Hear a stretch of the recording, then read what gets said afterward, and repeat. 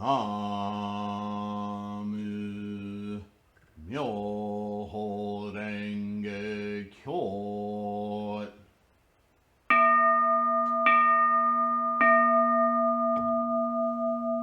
Namu Myoho Renge Kyo.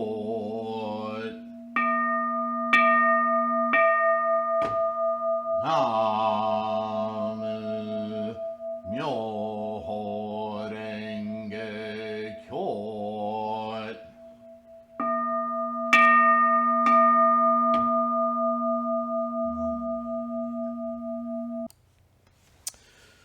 Namo Myoho Renge Kyo. Welcome, friends. Welcome back. Welcome, new subscribers. Please subscribe. Help this channel grow in terms of its exposure, right? It's so important and a part of our Bodhisattva effort to study together, to bring this teaching to more and more people. And for that, I congratulate and admire each and every one of you. Your practice is invaluable. We are affecting the consciousness of the world. We are. It may not seem like it if all you do is watch regular standard media, because their paycheck comes from frightening us. And, the media is like a big endless routine of accidents on the side of the road. Get our attention, thereby get money. It's sick, really. It really is. On the flip side, we want to experience the magnificence of life. It's so incredible. Look at the weather today. Look at... Life is amazing. Your life is amazing, right?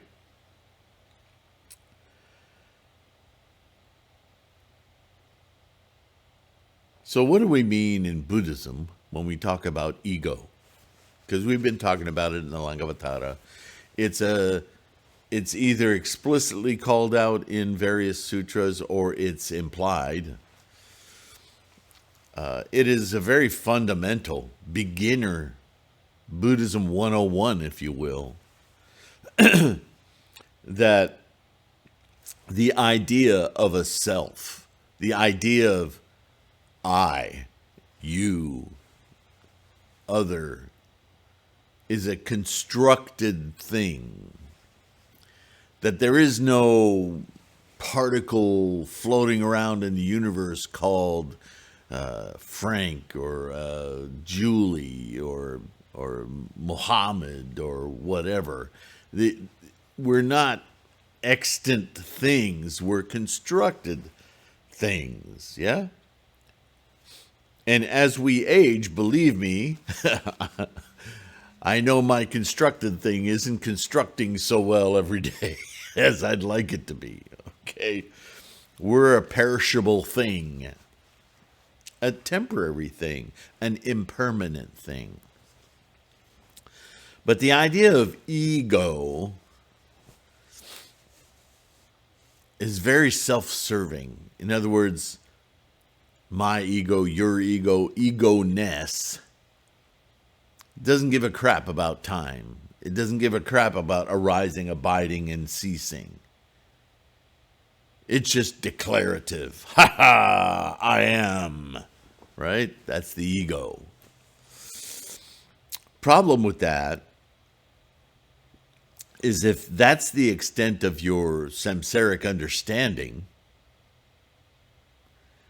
this is where, power play, the world of anger, manipulation, power politics, all of that, all comes from sustaining this ego.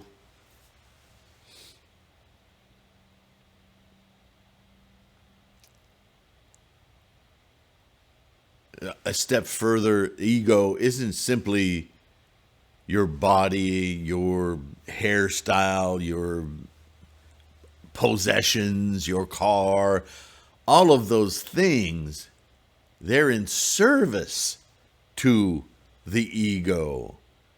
Therefore, the ego is something that extends beyond your physical boundaries and affects others, your environs. It is the image you put out that is your ego, right? We agree? Here's why I'm talking about that. It's because that very samsaric protection of possession, which is what the ego is, even a caveman, "Arr, arr, arr, arr. These are my concubines, these are my women, and I'm bigger than all of you, so recognize these are mine, not yours." That's the ego at work. Puff, puff, puff, right? But more to the point, ego is this false influence, the imposition on one's environment of possession. Do you see? And if you're culturally, we are all culturally exposed and inculcated and constantly barraged with movies and TV shows and advertising, and everything is geared to that ego. Got to have the new iPhone. How will people think if I'm using last year's version? I have to demonstrate I'm superior. It's a huge marketing thing. Right? Ego. Oh, no, I'm not like that. The hell you're not. But I didn't bring up ego and iPhones to hammer on anyone. What I want to point out is what ego is and how it is also used to magically conjure a supreme ego. I'm superior to all of you except the one superior, omniscient, all-knowing God. And I don't care if your God is the great spaghetti monster or Jesus Christ or Muhammad or Eloah or whatever.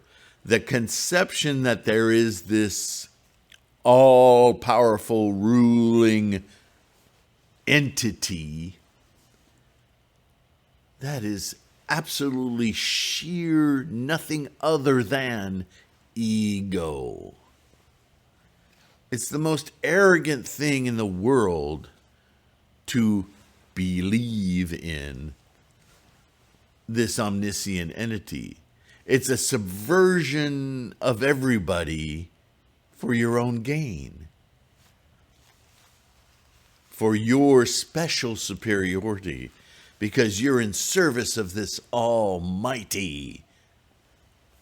That's why religion exists, my friends.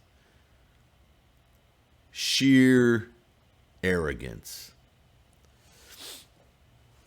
And ignorance. Ignorance that simply is, it's not that it's not possible. It's that to think it is abhorrent denial of the magnificence of life. People live their whole lives never knowing what it was like to have lived, because they live in this magical universe.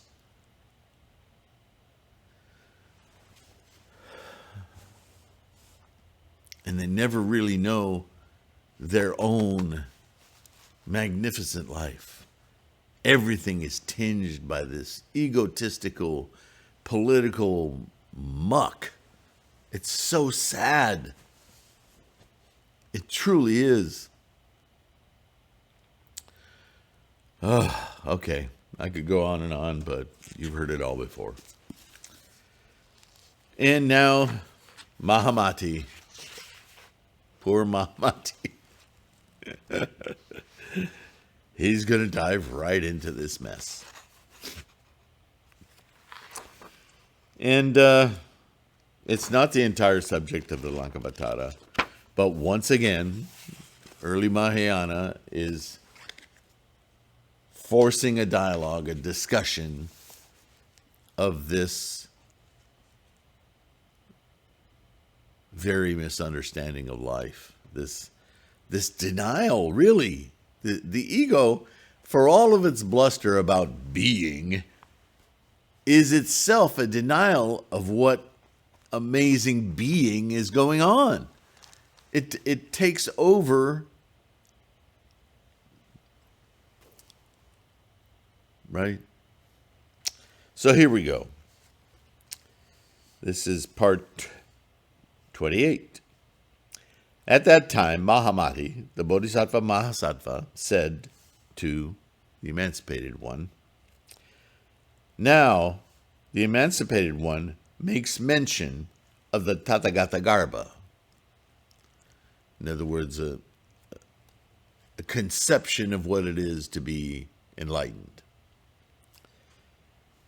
You make mention of it in the sutras, in your sermons, and verily it is described by you as by nature bright and pure, as primarily unspotted, endowed with the 32 marks of excellence, hidden in the body of every being like a gem of great value, which is enwrapped in a dirty garment, enveloped in the garment of the skandhas, dhatus, and ayatanas, and soiled with the dirt of greed, anger, and stupidity, and false imagination. While it is described by the emancipated one to be eternal, permanent, auspicious, and unchangeable. So what is Mahamati is compressing into this statement is, you can see he's about to challenge Shakyamuni, right? You talk about impermanence. You talk about everything being provisional, that it's just false imaginations, this reality we cling to and crave. And yet when you talk about enlightenment and Buddhahood, this realization, self-realization, yeah, here comes the problem of words again, self-realization. You talk about that as though this was a permanent condition, that it's always been here, it's inherent in each of us, this Buddhahood. That it is all of the things that you claim do not exist. Big contradiction, pal. What the hell are you talking about? Well, this is a fundamental stripping of insight in this statement, right? Because that's not what Shakyamuni is saying. He's identifying the process of life, which is a process that is without time, not eternal, without time. Big difference. Eternity implies something that exists within time. Yeah? And who could argue that our multi-billion years of identification of the universe existing isn't eternal? But we know better. We know that there's a finite beginning and a finite end, even though we haven't experienced it yet. I don't know if that could be experienced, but that's the point. This process of manifesting energies is a process of manifesting energies. It's not a thing. It's not a particular entity. It's a process. Energy, whether it's quiescent or manifesting potentials, it's just energy, and it doesn't in itself exist. It's just potential. It's hard to wrap the mind around, yeah? But it doesn't have a time. It's not eternal. But, you know, Mahamati, he's all about stuff, samsarically locked. So he's asking this question. And ultimately, he's asked it in various ways over and over again. And now Shakyamuni is going to have to disabuse him of all of these incorrect accusations, yeah? That's not what I'm talking about. So let's see how he responds. Mahamati goes on in his question, is not this Tathagata Garbha taught by the emancipated one the same as the ego substance taught by the philosophers? Aren't you just creating a different God? That's the question. Because it's ego substance. Oh, well, you're better than all the other gods, right? Have you ever asked this question? You'll meet people who ask you this. Oh, well, I don't believe in your God, Buddha. They don't understand at all. Obviously, Mahamati ain't getting it either. The ego, as taught in the systems of the philosophers, is an eternal creator, unqualified, omnipresent, and imperishable. Yeah, he's defining gods and substituting the word ego for it. Well, he's not incorrect. Because if you believe in ego, then it's very easy to believe in God, isn't it? Because it's just a bigger ego. And Buddhism just scoffs at that as, what are you, 5 years old? Right? So, the emancipated one responds. I'm curious. Are you curious? No. The first word out of his mouth. Mahamati, my Tathagata Garbha is not the same as the ego taught by the philosophers. Explicitly, no. For what the Tathagatas teach is the Tathagata Garbha in the sense, Mahamati, that it is emptiness, reality limit, nirvana, being unborn, unqualified, and devoid of will effort. There's no volition in Buddhahood.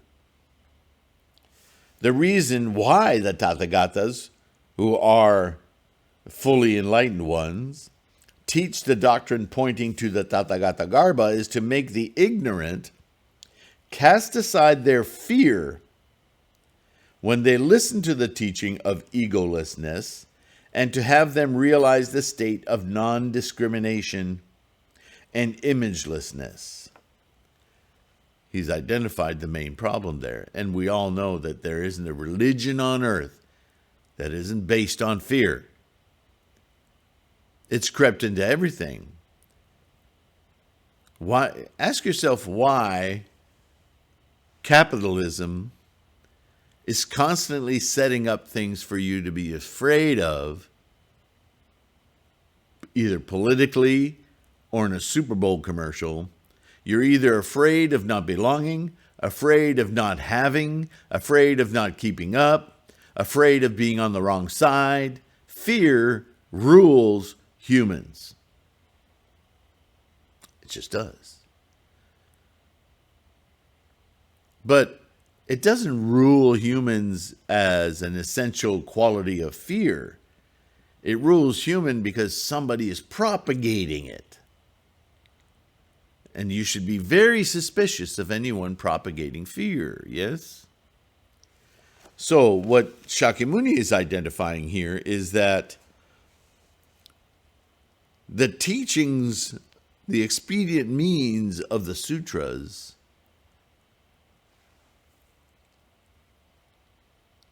are kind of a cushion mentally, so that when you start learning about the non-substantiality of the real aspect of all phenomena, you don't just freak out and start running around like nothing's real. I said this a long time ago in my maybe in my 20s or late teens. And I identified this in the spiritual aspects of art. They said, we're constantly living and creating mythologies about things, myths. And if you want to change yourself, your life, then you can't just simply identify a myth and get rid of it. Because there's a tremendous amount of connections that define that myth or mythology. Instead, what we must do is replace that myth or mythology with a more life-affirming, truthful mythology. It has to be replaced, not removed, because we'll just fill it with a different one. And this was before I started really studying Buddhism. So it's an innate idea. We all really understand this. So Buddhism, what Shakyamuni is saying, is essentially doing the same thing. We're giving you a place to go because place is so important to you that if we remove the place you think you have, you will panic. But if we replace that place with an unattached place, at least it's a place, and you cannot be so overwhelmed with panic, and you'll continue to listen and learn. That's important. That's an expedient means, isn't it? So here we go.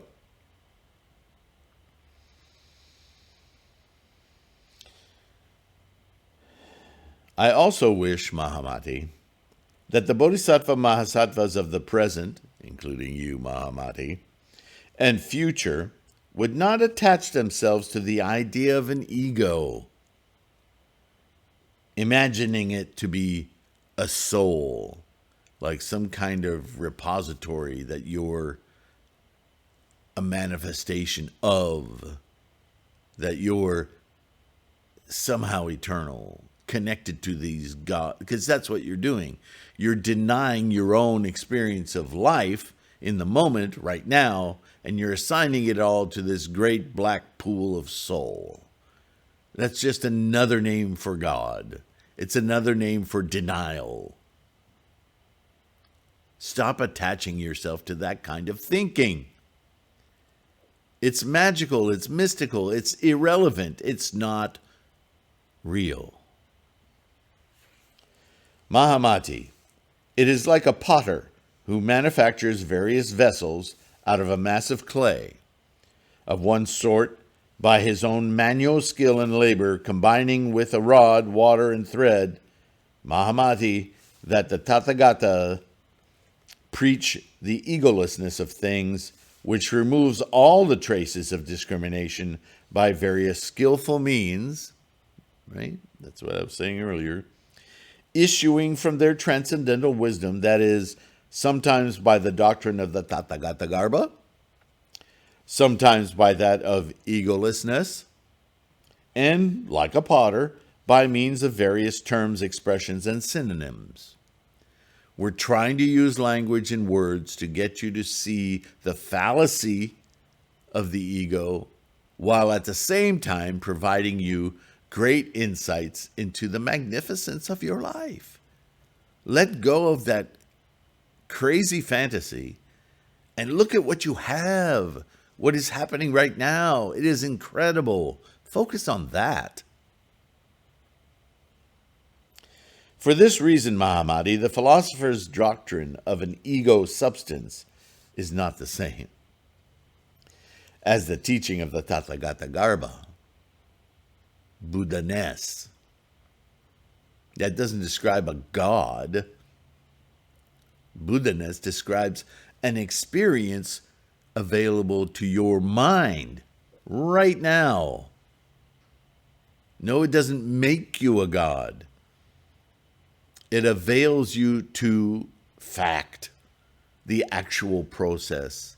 It is a perceptive experience that only you with a sentient mind can have. It isn't bestowed upon you by some greater blah, blah, blah. Thus, Mahamati, the doctrine of the Tathagata Garbha is disclosed in order to awaken the philosophers from their clinging to the idea of the ego, so that those minds that have fallen into the views imagining the non-existent ego as real,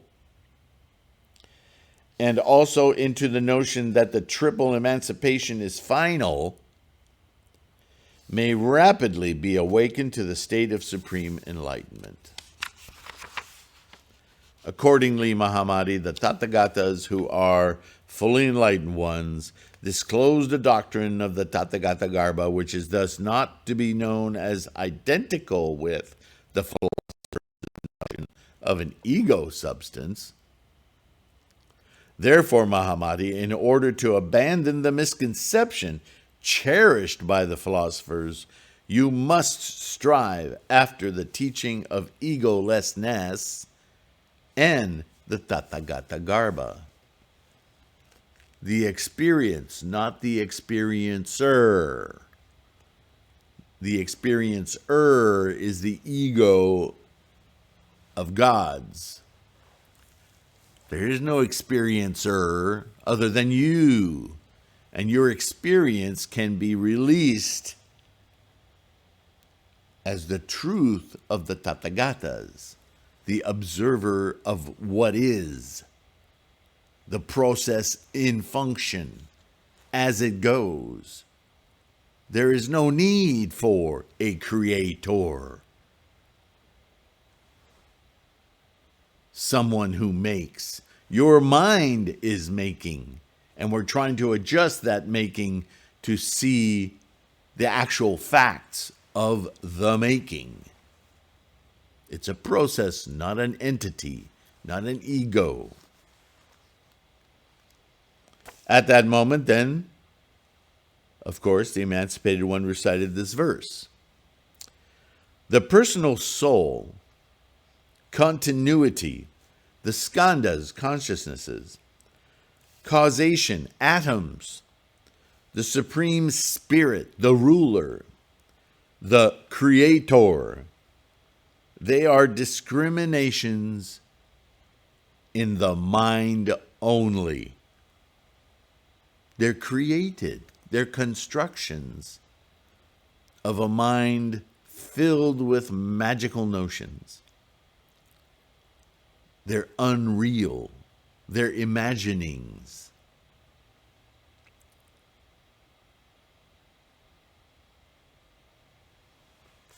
At that moment, or at that time, Mahamati, the Bodhisattva Mahasattva, how's he going to respond now?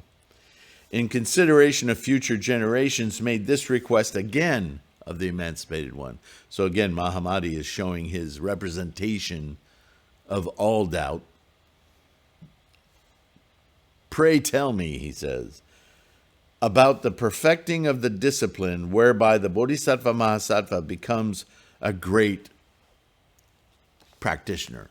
Here he uses the word yogin, but I'm resisting using that word because it has so much charisma attached to it. Yeah, in fact, an entire stratification of teachings that aren't even Buddhism. So I don't like that word, Mr. Suzuki. So the emancipated one replies, there are 4 things, Mahamati, by fulfilling which the bodhisattvas become great practitioners. Bodhi. What are the 4? They are 1, to have a clear understanding as to what is seen of mind itself, how we construct our realities, yeah. 2, to discard the notion of birth, in other words, self-nature, self-creation, like there is a pre-existing body, like a soul, the delusion that we come in packages of selfness, and that's true of us as well as everything else, right? Everything is a process of instantiation. A seed finds soil to to find nutrients and temperatures and whatever conducive for its tendencies and conditions to manifest a stalk and sooner or later a tree or shrub or whatever, or vegetables. This is all a process. There's not some great container in the back room that is a container of all these individual elements.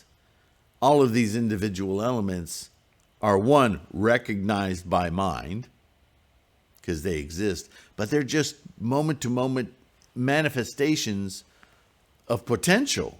They're not manifesting some pre-programmed existence.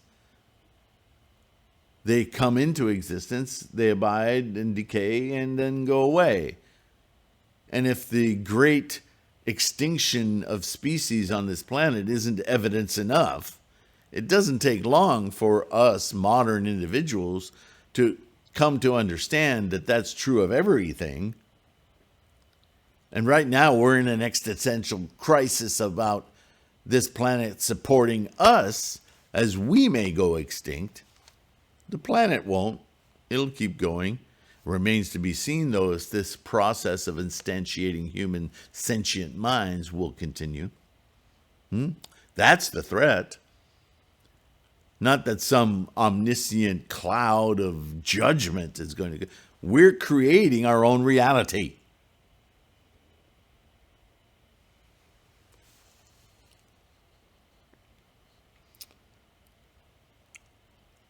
So number 2, to discard the notions of birth, abiding, and disappearance as real things, but as a moment-to-moment instantiation of potential. 3, to look into the truth that no external world obtains. We experience an environment, but the environment is a reflection of our own making, our own experience. Without our sentient mind experiencing, what world would there be?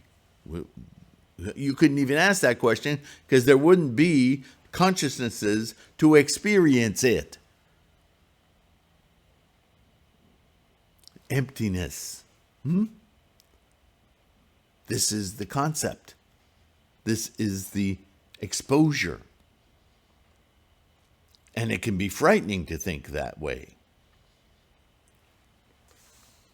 4, to seek for the attainment of inner realization by noble wisdom. Provided with these 4 things, the Bodhisattva can become a great Bodhi. Experience a full, complete life as it truly is. You become a participant instead of what? A slave? Just waiting to be told what to do? How, Mahamati, does the Bodhisattva Mahasattva come to have a clear understanding as to what is seen of mind itself? He comes to it by recognizing that this triple world is nothing but mind itself, devoid of an ego and its belongings, with no strivings, cravings, no comings and goings. Oh, that appeared. Oh, that's gone. In terms of actual construct, things aren't magical, in other words. That this triple world is manifested and imagined as real, under the influence of the habit energy accumulated since beginningless time by false reasoning and imagination. And with the multiplicity of objects and actions in close relationship, and in conformity with the ideas of discrimination, such as body, property, and abode, thus, Mahamati, the Bodhisattva Mahasattva, acquires a thoroughly clear understanding as to what is seen of mind itself. Not to obliterate it, simply to understand that the mind is witness to the process. The mind is witnessing manifestations of energy with all their components of tendencies and conditions, rather than permanentizing, making things static and creating of themselves as though everything has a soul, an ego. That chair has the spirit of chair in it. That's what ego thinking does to the human mind, the sentient mind. It completely obliterates logic and reason. It makes the world a magical place. And where are we in this? Victims? See how inappropriate the ego is when you really consider how it's constructed? How, again, Mahamati, does the Bodhisattva Mahasattva discard notions of birth, abiding, and disappearance? Do you understand what I mean when I say that? By this, it is meant that all things are to be regarded as forms born of a vision or a dream and have never been created, since there is no such thing as self, the other, or bothness.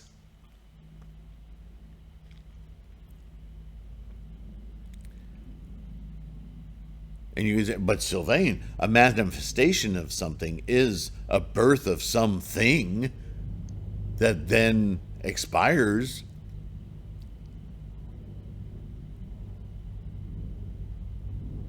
But the birth of that something is something the mind perceives. That's not the quality of the thing itself. Those are words we use to identify and discriminate.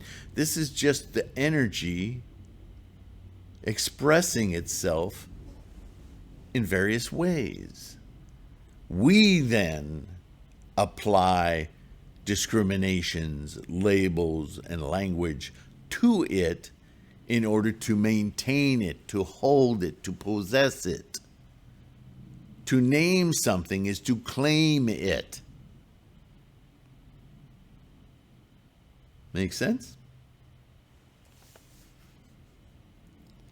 The Bodhisattvas will see that the external world exists only in conformity with mind only.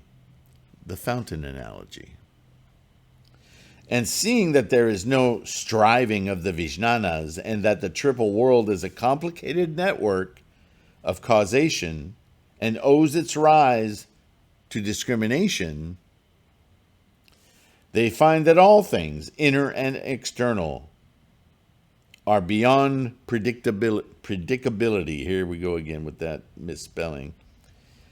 That there is nothing to be seen as self-nature, and that the world is not to be viewed as born, and thereby they will conform themselves to the insight that things are of the nature of a vision, an experience, etc., and attain to the recognition that things are unborn. Unborn in the sense that they're just moment-to-moment expressions that we experience. We don't give them the weight of their own existence as other. See, we're dancing around this mental, perceptive faculty that we have with the sentient mind. Nowhere else does this facility exist, yeah? Establishing themselves on the 8th stage of bodhisattvahood, they will experience a revulsion in their consciousness by transcending the Sita Manas and Mano Vijnana and the 5 Dharmas and the 3 Svabhavas and the twofold egolessness, and thereby attain the mind-made body. Thus, Mahamati, the Bodhisattva Mahasattva, will discard the notion of birth, abiding, and disappearance.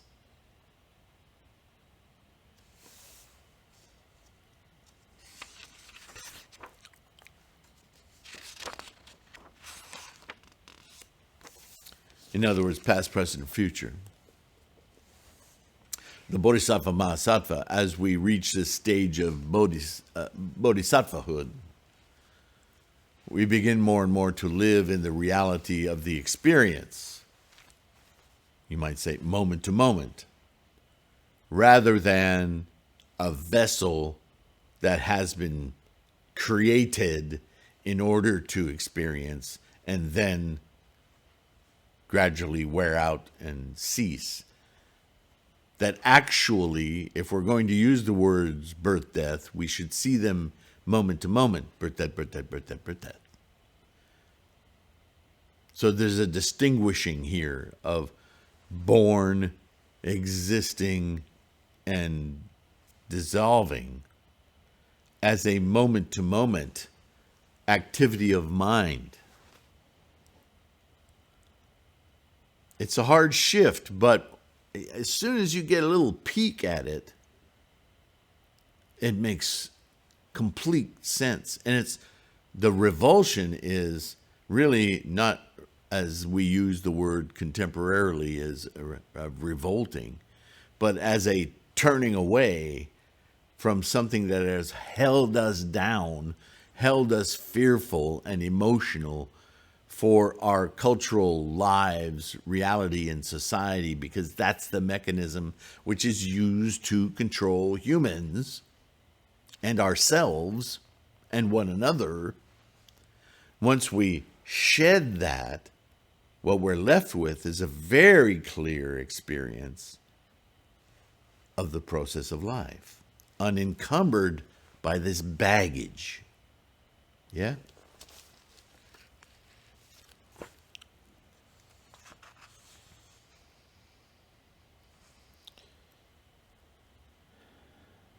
Now, Mahamati, there are 6 causes. 1, possibility cause, dependence cause, objectivity cause, agency cause, manifesting cause, and indifference cause.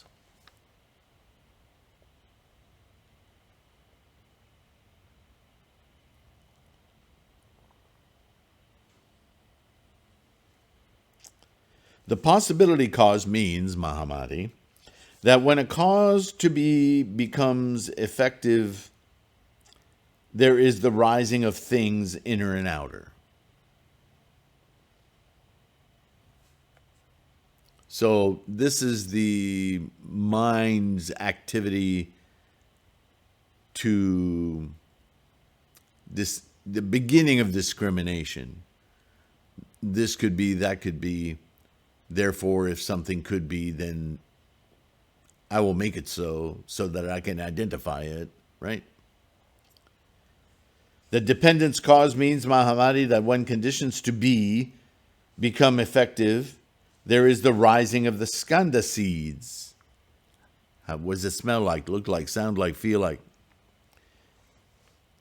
And because I see it, hear it, smell it, it is something outside of me-ness, myself, self and other.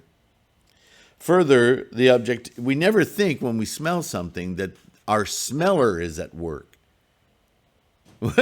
We think that the smell that we experience is emanating from that which we identify. Right? Oh, the flower smells this, that. We never think my olfactory system, my sense consciousness of smelling is putting these characteristics upon what I'm looking at right now. We never think that way, but that's in fact what's happening. Further, the objectivity cause means, Mahamati, that bound by the objective world, the Vijnana keeps up its continuous activity. That imagination will just keep repeating that cycle. The flower smells like.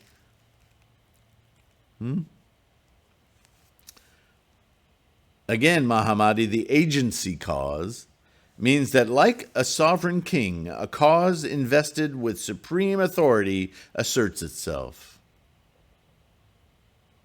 Again, the manifesting cause means that when the discriminating faculty rises, as the result, it reveals individual marks as a lamp does forms, etc. Lastly, the indifference cause means that when there is a dissolution, the power of combination discontinues, and there rises a state of non-discrimination. Oh, flower's gone. I don't need to see that flower anymore. It's gone. These, Mahamadi, are the outcome of discrimination carried on by the ignorant and simple-minded, and there is no gradual nor simultaneous rising of existence. Why? Because, Mahamadi, if there is a simultaneous rising of existence, there would be no distinction between cause and effect, and there would be nothing to characterize a cause as such. If a gradual rising is admitted, there is no substance that holds together individual signs, which makes gradual rising impossible. While a child is not yet born, Mahamadi, the term father has no significance. The logician argues that there is that which is born and that which gives birth by the mutual functioning of such causal factors as cause, substance, continuity, acceleration, and others. And they conclude that there is a gradual rising of existence. But Mahamadi, this gradual rising does not obtain except by reason of their attachment to the notion of self-nature. When the ideas of body, property, and abode are cherished in what is nothing but the manifestation of mind itself, the external world is perceived under the aspects of individuality and generality, which forever are not realities. And therefore, Mahamadi, neither a gradual nor simultaneous rising of things is possible. It is only when the Vijnana evolves by reason of discrimination, which discriminates the manifestation of mind itself, that existence is said to come into view. For this reason, Mahamadi, you must strive to get rid of notions of gradation and simultaneity in the combination of causal activities. Thus, it is said, nothing whatever is born or ceases to exist by reason of causation. When causation is discriminated, there is birth and cessation. It is not to keep off the idea of birth and disappearance which takes place in causation. It is to keep off the wrong imagination as to causation, which is cherished by the ignorant. The being and non-being of things subject to causation has no reality. The triple world owes its existence to the mind, put into confusion by reason of habit energy.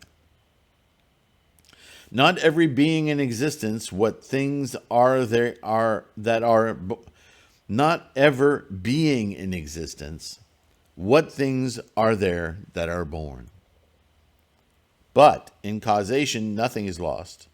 When effect-producing objects, samskrita, are regarded as like unto a barren woman's child or a flower in the sky, one perceives that grasping, subject, and grasped, object, are an error and desists from committing the same error. There is nothing that is to be born, nor is there anything that has been born. Even causation is not. It is because of worldly usage that things are talked of as existing. All right, that was a big word salad again, and some of you might have got lost in that, I admit. Again, I don't know how much confusion I can attribute to the translation as opposed to the original dialogue, and none of us has a tape recording of the actual words that were spoken. But we can see, we can peer into the mind of Buddhahood here and understand that it is difficult, and there are many arguments in this translation pointing to the fact that everything is in a constant continuum, moving through time-space, creating time-space through its manifestations of potential, and that that's all everything is. That the sentient mind can distinguish, and this is our practice of Buddhism, distinguish between the conventions of life, societal, sentient mind groupings, impressions of things, ownership, influence, so on and so forth, and the perception that all of that is a created politic, discriminations, identifiers, that in fact all things viewed, experienced,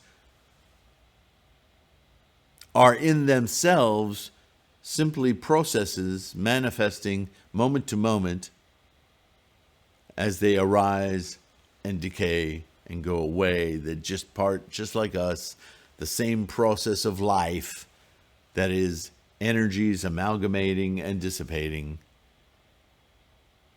that there is in fact nothing to reach out and grab. Even if we grab something, it is still changing as we are. And that idea of possession is what creates our suffering, is what creates our anxiety. Remember what Buddhism is about. It's not a denial of everything we experience in the world, in our samsaric existence. It's not a denial of it. It's just a perceptive shift that allows us to detach, decouple our fake investment of identity in it, in things, in others. Be who you are, manifesting moment to moment, without regard to identifying yourself, your possessions, because that's identification of a self and other. Remove that part of the equation so that you can experience freely all of the same stuff, but without stress or anxiety. It always comes back to the mind.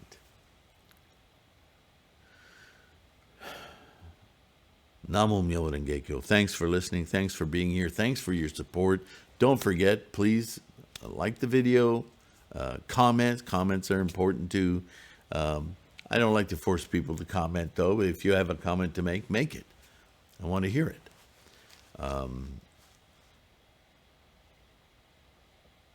Subscribe. That's probably the most powerful thing you can do. And if you can, help support these efforts, keep the websites up, the bookstore up, so on and so forth. PayPal or Patreon. Those are mechanisms for financial contributions that help us get the word out. Yeah. So thank you. Thank you for all of that. Thank you for your practice. Please, please take care of your health. It's part of kindness. How can you help anyone else if you can't help yourself? You're number one. Always.